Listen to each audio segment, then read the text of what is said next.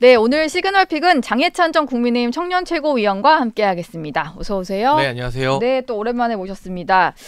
여야 대표가 25일에 회담을 가질 예정인데요. 어제 의제를 조율 중인 상황에서 국민의힘이 회담을 좀 생중계하자 이런 얘기를 이제 언론을 통해서 좀 공개를 했다가 민주당이 좀 발끈하는 일이 있었거든요. 생중계하자 이 제안은 좀 어떻게 보셨습니까? 네, 저는 생중계냐 아니냐 여부가 중요하지는 않다고 생각을 합니다. 예. 라이브를 해도 되고요. 네. 내밀한 이야기가 필요하면 안 해도 돼요. 그런데 많은 국민들이 바라는 것은 보여주기가 아니라 이제는 성과다. 특히 국민의힘이 여당으로서 야당의 어떤 협조를 이끌어낼 수 있는지, 예. 금투세 완화나 폐지 문제라던가 뭐 이재명 대표가 언급도 했었던 종부세 문제라던가 여러 가지 정부의 정책이나 예산 관련해서 야당의 협조가 필수적이잖아요. 네. 그리고 야당 입장에서도 특검이나 탄핵 청문회로 발목만 잡고 있다라는 국민들의 따가운 시선에서 벗어날 필요가 있거든요. 그러니까 라이브냐 아니냐 같은 지엽적인 문제로 뭐 회담이 결렬되거나 네. 무산돼서는 절대 안 되겠고요. 구체적인 성과를 도출해내는 게 한동훈 대표에게도 이재명 대표에게도 매우 중요한 시점인 것 같습니다. 그러면 지금 뭐 이것 때문에 뭐 안 될 것 같다라거나 그냥 감정 싸움 할 게 아니라 진짜 좀 실질적인 의제를 좀 조율해야 될 것 같다 뭐 이런 말씀인 것 같아요. 국민의힘에서는 이제 정쟁을 중단한다든지 아니면 민생 회복이나 정치 개혁 이런 거 관련한 이슈를 좀 논의를 해야 된다라는 입장에서 금투세 폐지안 등을 논의할 걸로 보이고 민주당에서는 이재명 대표의 어떤 핵심 공약이라고 할 수 있는 전 국민 25만 원 지원금이라든지 차상병 특검법을 올릴 걸로 보이는데 이게 뭐 합의는 안 되더라도 다 올려놓고 논의하자 이 정도는 가능할지 아니면은 서로 뭐 못 받는다라는 이슈가 생길지 이게 좀 궁금해요. 네, 양당 지도부가 공감대 가지고 있는 이슈는 금투세인 것 같아요. 네. 이재명 대표도 일정 부분 완화하거나 유예할 수 있다는 입장으로 보이기 때문에 최소한 그 부분에 대한 성과라도 있어야 주식시장 참여하는 분들의 불안을 좀 해소시킬 수 있을 것 같은데 한 가지 걱정되는 것은 네. 아무리 좋은 의제들 민생 의제들이 많이 올라와도 이게 특검으로 그냥 다 묻혀버릴까 봐.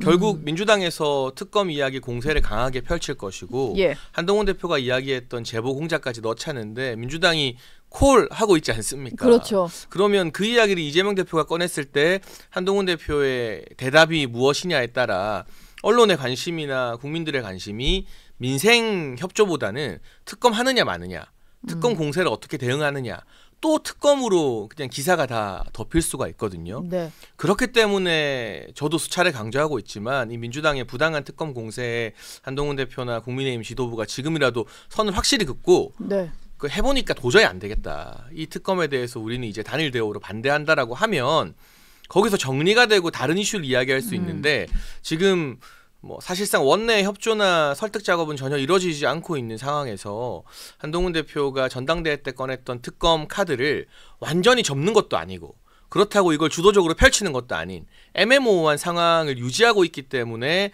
이번 25일 회담에서도 특검이 또 한 번 화두가 되지 않겠는가 하는 불안과 걱정이 국민들 사이에 있는 것 같습니다. 계속 뭔가를 더 붙여서 그럼 이렇게 하자 이런 식으로 이제 대안을 제시를 하다 보니 오히려 민주당 입장에서는 이슈를 끌고 갈 수 있는 좀 동력이 되고 있다 뭐 이런 거군요. 그러니까 사실은 2번이나 거부권이 행사가 되었기 때문에 네. 특검 정국이 좀 마무리 단계에 있었는데 이게 제가 봤을 때는 전당대회 때 한동훈 대표가 제3자 특검을 꺼내면서 예. 특검 정국이 오히려 연장되었거든요. 그러면 이제 수습할 책임도 한동훈 대표에게 있는 거죠. 만약 25일 회담에서도 민생에 대한 뚜렷한 성과가 아니라 특검을 하느니 마느니 특검을 어떻게 하느니 가지고 주된 논의가 오가게 된다면 여나 야나 많은 국민들이 또 특검이냐라고 실망하게 될 텐데 예. 그 비난의 화살은 민주당에게도 가지만 이 특검 정국을 명쾌하게 수습하지 못한 매듭을 딱 끊지 못한 한동훈 대표에게도 상당한 부담이 될 것 같습니다. 의제가 어느 정도 그래도 좀 정리가 돼서 협상을 해야 이제 지금 장해찬 최고가 말한 대로 뭔가 하나의 이슈가 다른 이슈를 덮어버리는 일이 없지 않을까 뭐 이런 생각도 드는데요.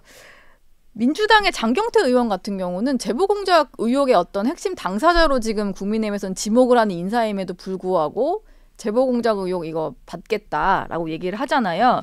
이건 당연히 그냥 국민의힘의 내분을 노린 노림수를 갖고 그런 거다 이렇게 봐야 되겠죠? 그렇죠. 지금 민주당은요.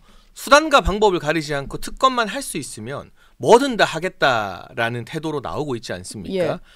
그렇기 때문에 누차 강조하지만 지금이라도 한 대표가 나의 진정성을 민주당이 너무 몰라준다. 이거 완전 처음부터 끝까지 진상규명이 아니라 탄핵만을 위한 특검이다. 우리 함께 싸우자 하면 저처럼 최근에 한 대표를 좀 비판하는 사람이나 뭐 그런 보수 진영의 인사들도 박수 칠 겁니다. 예. 잘했다. 이제는 한동훈 중심으로 민주당의 저 특검 세력와 한번 맞서 싸워보자. 네. 그러니까 물론 일부 여론이나 언론에서 전대 때 공약을 지키지 못한 것에 대한 다소간의 비판은 있겠지만 저는 그로 인해 흔들리는 것보다는 오히려 지금 사실 좀 많이 4분 오열되고 있는 보수 진영 전체가 네. 한동훈 대표 중심으로 모일 수 있는 하나의 전기나 분수령이 될 것 같거든요. 그러니까 25일 전이 되면 더 좋겠지만 25일에 한번 민주당이 특검 이야기하는 거 들어보시고 하긴 할 거잖아요, 민주당이. 네. 이걸 의제에 안 올리진 않겠죠. 하겠죠. 예. 그 이후에라도 뭔가 좀 빠른 결단이 필요하다. 언제까지 설득한다, 뭐 한다 이렇게 되면 이제 정기국회나 국감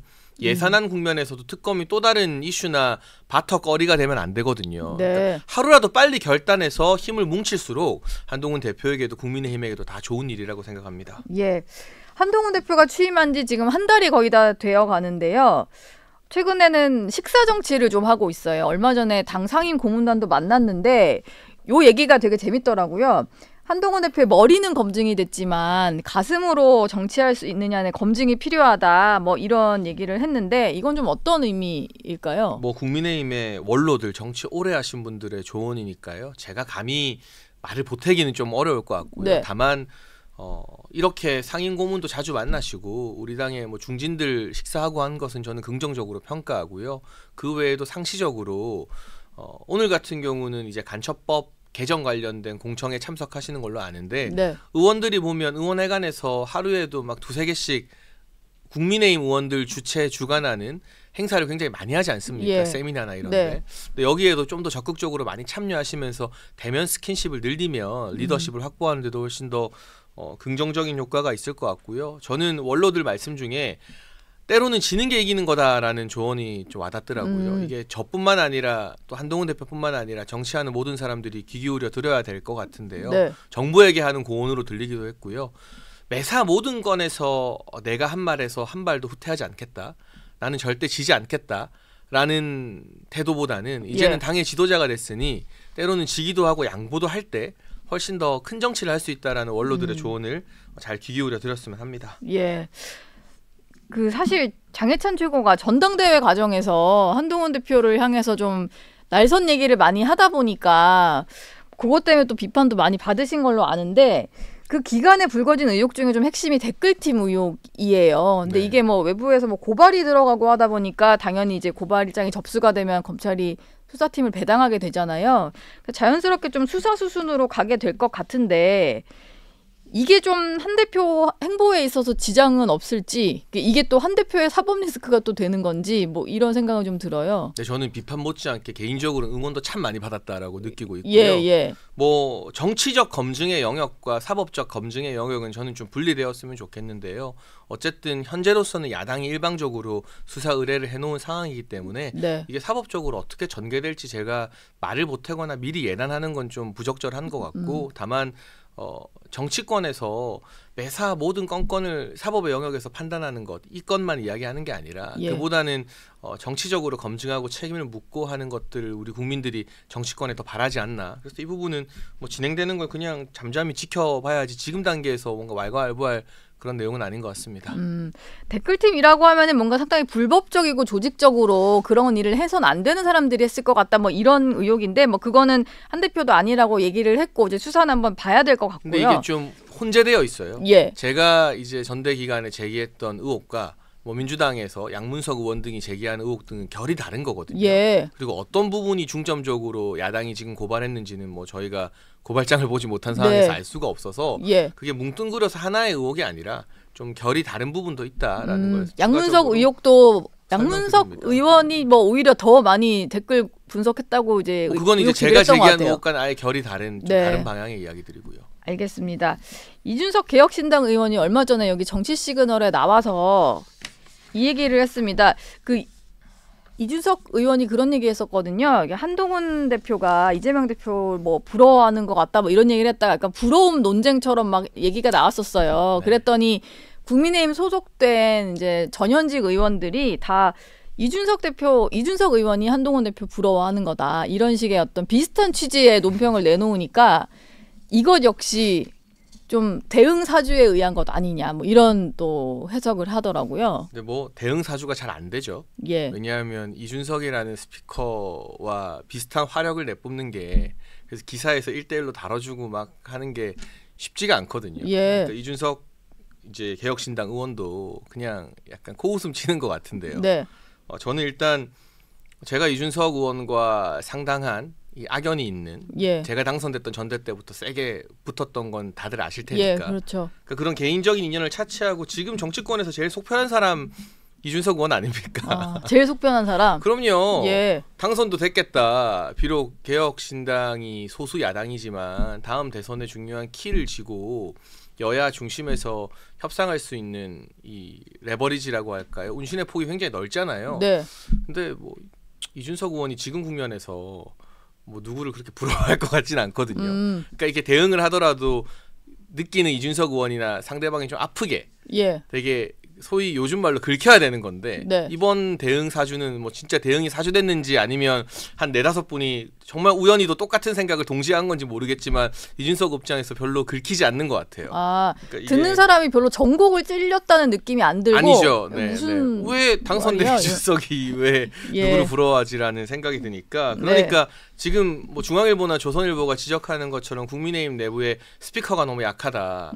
당내 뭐 스타나 스피커가 없다라는 지적이 계속 나오고 있잖아요. 예. 그러니까 이번 건도 사실은 좀 국민의힘의 약해진 화력 스피커들이 여러 명이 나서도 이준석 의원 한 명한테 못 미친다라는 걸 좀 보여주는 것 같고요. 그래서 스피커나 이렇게 대응 사주할 수 있는 사람들이 하루아침에 그냥 종편 좀 출연시킨다고 막 커지는 건 아니거든요. 네. 그건 민주당 같은 경우는 공천 과정에서 전투력이 있고 이 소위 스피커 역할을 하는 사람들을 전진 배치하지 않았습니까? 근데 국민의힘은 몸살이다가 그런 이제 전략적 안배를 못한 것도 네. 원인인 것 같고 무엇보다 한동훈 대표가 신드롬을 일으켰던 건 법무부 장관 때 누구 시키지 않고 직접 나서서 민주당 의원들과 일기토를 했던 모습 때문이거든요. 네. 그러니까 그 모습을 그리워하고 그 모습에 응원했던 분들이 많고 저도 그 모습에 참 많은 응원과 지지를 보냈었는데 대표가 되고 나서 이제 무게감이 달라졌지만 네.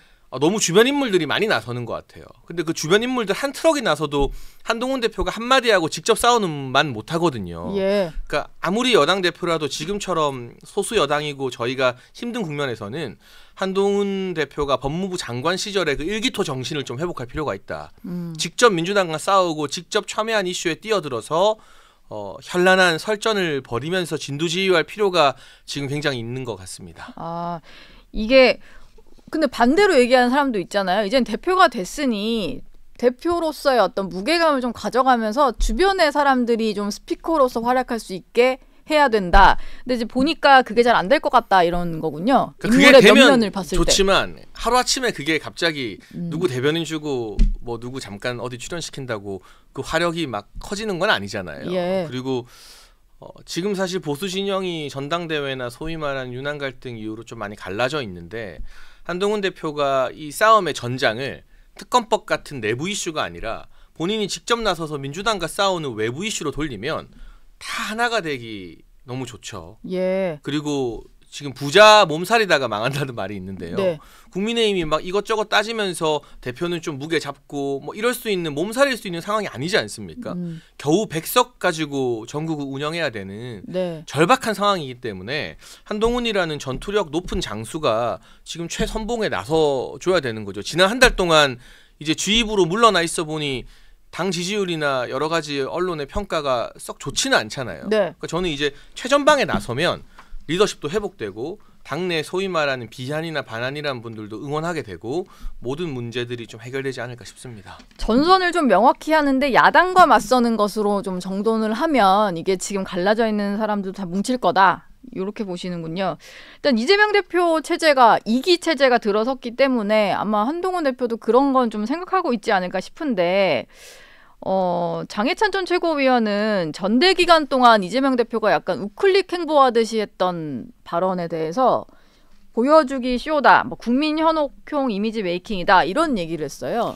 그러니까 자신은 금투세 완화를 이야기하면서 금투세 강경론자인 진성준 의원을 정책위 의장에 유임시킨 것 예. 이런 것 등은 말과 행동이 다른 거죠. 모순되는 것이긴 하죠. 그러니까 항상 대권을 염두에 두고 민주당 주자들이 대권만 가까워지면 우클릭을 하는데 그게 정말 진정성이 있는지 아니면 보여주기 쇼인지 우리 국민들이 충분히 구별하실 거라고 보고 있고요. 네. 지금이라도 이재명 대표가 진정성이 있다면 말로 내뱉었던 수많은 공약들을 본인이 리더십을 가지고 지키고 이번 25일 회담에서 여당에게 협조를 약속하면 됩니다. 그렇지 않으면 뭐 존경한다고 했더니 진짜인 줄 알더라. 이게 이재명 대표의 명언이잖아요. 예.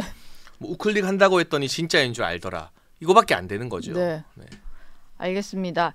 수석 최고위원으로 당선이 된 김민석 의원 같은 경우는 원래 이제 민주당 내에서는 뭐 철새다 이런 논란까지도 좀 받았던 인물인데 최근에는 이제 새로운 친명계 핵심으로 좀 떠올랐습니다. 이재명 대표 측근 그룹에도 좀 변화가 있는 모습인데 김민석 의원이 이 정도까지 이 대표와 가까워지고 좀 신뢰를 받게 된 이유는 뭐라고 보세요? 뭐 내밀한 사정은 모르겠습니다만 정치적으로 산전수전 많이 겪었잖아요. 예. 그런 경험이 단순히 정치 경험 없이 뭐 초선 때부터 그냥 이재명 소위 명파리만 해서 국회의원 된 사람들과는 차별화가 되는 지점이겠죠. 예. 워낙 다양한 경험을 했으니까. 그리고 저도 생방송 TV 토론을 같이 했던 적이 있는데요. 김민석 의원이랑요?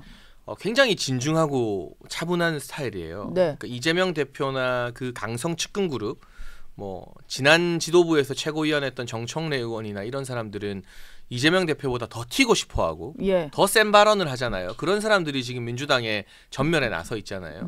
그들 사이에서 좀 안정적으로 무게중심을 잡아줄 수 있는 인사이기 때문에 러닝메이트로 선택된 것이 아닌가. 저 개인적으로는 김민석 의원을 국민의힘이 절대 얕봐서는 안 된다. 1기 지도부보다 이재명의 2기 지도부가 나아진 점이 있다면 수석 최고가 정청래에서 김민석으로 바뀐 점이다. 네. 이것이 중도층이나 다수의 이제 침묵하는 국민들에게는 훨씬 더 호소력 있게 다가갈 것 같습니다. 그렇게 비교를 해주시니까 뭔가 좀 딱 와닿는 비교였던 것 같아요. 정청래냐 김민석이냐 예. 하면은 네. 당연히 네. 비교하는 것조차 김민석 의원한테 좀 미안하죠. 예, 전현희 최고위원은 대통령 부부를 향해서 뭐 살인자다 이런 발언까지 해서 논란이 됐는데 이게 보니까 뭐 국민의힘은 사과를 요구를 했고 국민의힘 소속 서울시 의원은 뭐 인권위 진정까지 접수를 한 상황이에요. 근데 박찬대 원내대표가 좀 유감 표명을 하는 듯 하다가 또 이재명 대표는 전당대회 당일에 비슷한 얘기를 또 했단 말이에요. 민주당은 지금 어떤 생각을 가지고 있는 걸까요? 근데 저는 경악을 금치 못한 발언이고요. 예. 국민의힘이 이 발언에 대해서는 수단과 방법을 가리지 않고 전 당력을 총동원해서 전현희 의원을 제명시키거나 네. 현실적으로 그게 어렵다면 본인의 공식 사과를 이끌어내야 된다고 생각합니다. 그냥 논평 몇 개 고발 접수로 넘어가는 것은 말이 안 되는 일이라고 보고 예. 당 지도부가 좀 더 적극적으로 나서서 전현희 의원 이 살인자 발언에 대해서 맹공을 퍼붓고 사과를 유도해야지 왜 이렇게 좀 전투력 없이 웰빙하듯이 이걸 그냥 넘어가는지 개인적으로 이해가 잘 안 돼서 답답한 부분이고요. 이 발언이 그냥 용인되고 전현희 의원이 이 살인자 발언 덕분에 2등까지 치고 올라가지 않았습니까? 예. 그러면 앞으로 제2, 제3의 전현희, 제2, 제3의 살인자 발언이 22대 국회에서 계속 쏟아져 나올 겁니다.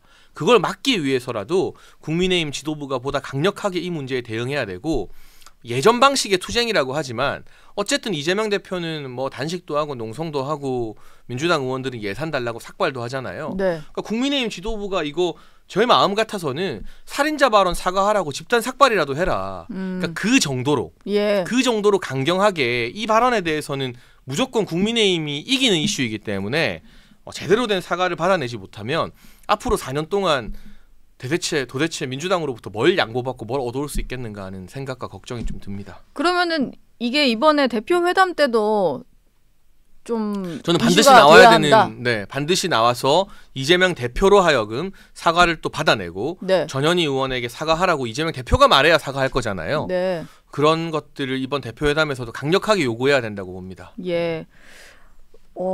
이재명 2기가 일단 시작은 됐는데 사법 리스크는 좀 여전한 것 같아요. 이게 시간이 갈수록 뭐 9월부터 해서 10월이 되면 1심 선고도 한 2개 정도 예정이 되어 있는데 그 와중에 또 재보선도 있다 보니까 호남 재보선에서 민주당이 만약에 다른 야당에게 졌을 경우 뭐 이런 것도 좀 위기가 될 수 있을 것 같고요. 그럴 가능성은 크지 않다고 보고요. 예. 10월 재보선은 민주당에게 유리한 지역 2군데, 국민의힘에게 유리한 지역 2군데이기 때문에 특별한 변수가 없는 한 그냥 서로 각자의 어떤 원래 자리를 가져가는 양상으로 전개될 가능성이 높고, 저는 1심에서 이재명 대표 유죄가 선고된다고 믿지만, 그런다고 민주당의 이 명파리 체제가, 정봉주 의원이 참 명언을 남겼는데 네. 명파리 체제가 흔들릴 것 같진 않아요.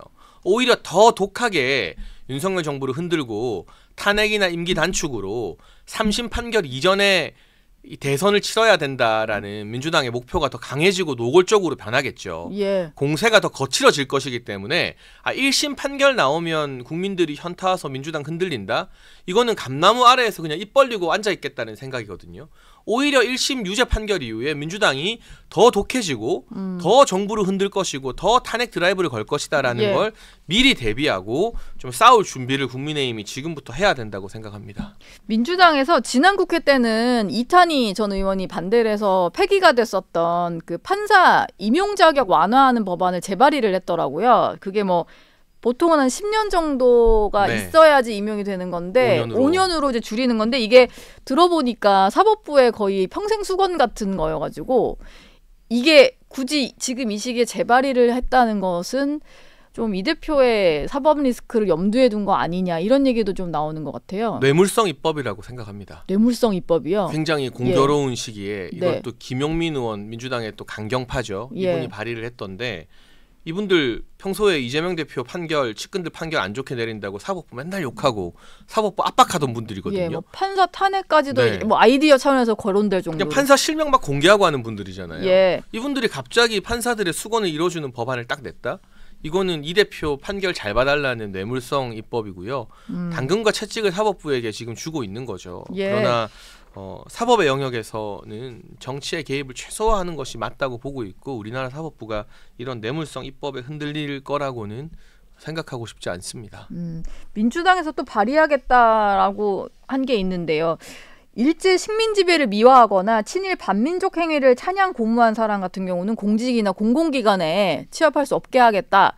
이걸 법제화하겠다라고 얘기를 했어요. 근데 약간의 아이러니는 최근에 이제 박찬대 원내대표 이런 민주당 쪽에서는 그 윤석열 대통령의 어떤 반국가 세력 이런 발언에 대해서 색깔론이라고 공격을 하고 있잖아요. 근데 본인들은 자꾸 뭔가 친일 가지고 이제 공세를 펴고 있다, 이런 생각이 들어가지고요. 당연히 이 친일적 발언을 하면 안 되죠. 안 되죠. 그런데 과거에도 드러났지만 민주당의 친일파 더 많지 않습니까? 그렇습니까? 네, 저는 민주당 전현직 국회의원들 중에 이 친일파 후손들 상당히 많았던 걸로 기억을 하고, 제가 뭐 굳이 실명 적시하지 않겠지만 언론을 조금만 찾아보면 다 나오는 거라서 지금 민주당이 누가 누구에게 친일 논란할 때가 아니다. 그리고 이건 이제 국민적 상식으로 그리고 국민적 여론으로 부적절한 발언한 사람들에 대해서 국민들이 선택하게 하면 우리 국민들의 집단 지성이 충분히 부적절한 인사들을 걸러낼 수 있다고 생각합니다. 알겠습니다. 지금까지 장해찬 전 국민의힘 청년 최고위원과 얘기 나눠봤습니다. 오늘 말씀 고맙습니다. 감사합니다.